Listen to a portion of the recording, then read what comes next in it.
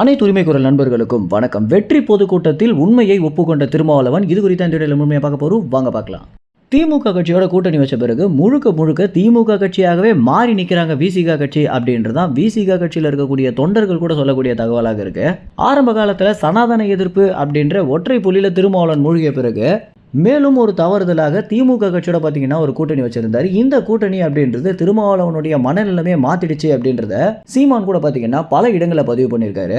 ரொம்பவே நாகரிகமான அரசியல்வாதியாக இருந்த திருமாவளவன் பார்த்தீங்கன்னா அடுத்தடுத்த பொதுக்கூட்டங்களில் ரொம்ப அவதூறாக பேசுறதும், அதற்கு பிறகு மேடையில் பேசிட்டு இருந்த ஒரு நடிகையை பார்த்து வியந்து போய் பார்த்துட்டு இருந்த ஒரு காணொலி பார்த்தீங்கன்னா இணையத்தில் அதிக அளவில் வைரல் ஆகி திருமாவளவன் மேலே இருந்த ஒரு நல்ல பேர் குடும்பங்களுக்கு போயிடுச்சு அப்படின்னு தான் சொல்லணும். ஏன்னா குடும்பமாக ஓட்டு போட்ட அனைவருமே இனிமேல் நாங்கள் திருமாவளவனுக்கு ஓட்டு போட மாட்டோம் அப்படின்ற ஒரு மனநிலைமைக்கு வந்திருக்காங்க.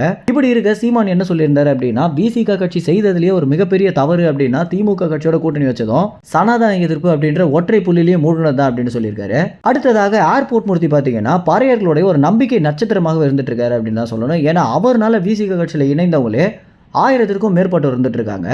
இந்த மாதிரி ஒரு சாதி கட்சி தலைவராக இருந்த ஏர்போர்ட் மூர்த்தி ஆரம்பத்தில் விசிக கட்சிக்கு அதிக அளவில் ஆதரவு கொடுத்ததும், அதற்கு பிறகு விசிக கட்சியிலிருந்து விலகினதும் நம்ம அனைவருக்குமே தெரிந்திருக்கும். இது ஊர்ஜிதமானது எப்போ அப்படின்னு பார்த்தீங்கன்னா, நாம் தமிழ் கட்சியின் தலைமை ஒருங்கிணைப்பாளரான சீமான் அவர்களோட ஏர்போர்ட் மூர்த்தி கைகோர்த்து நடந்து வந்ததும், அதற்கு பிறகு கூட்டமாக பறையர் சமூகத்தினரை நாம் தமிழ் கட்சியில் இணைய வச்சதும் பார்த்தீங்கன்னா 2021 காலகட்டத்தில் அதிக அளவில் வைரலாக மாறி சீமானுடைய வாக்கு விழுக்காடுகள் இதிலிருந்து அதிகரிச்சிருக்கு அப்படின்னு கூட ஒரு கூற்று சொல்லுது.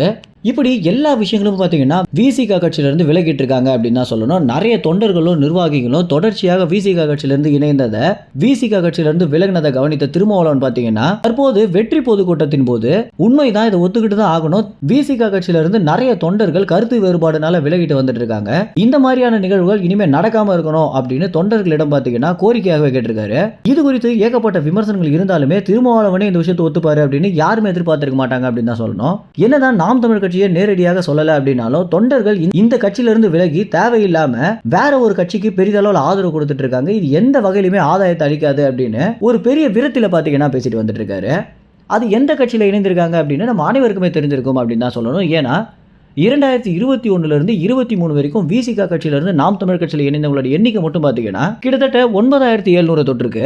மேலும் இந்த ஒரு தகவல் குறித்து என்ன நினைக்கிறீங்க அப்படின்றது உங்க கமெண்ட்ஸ் தெரிவிங்க. நன்றி, வணக்கம்.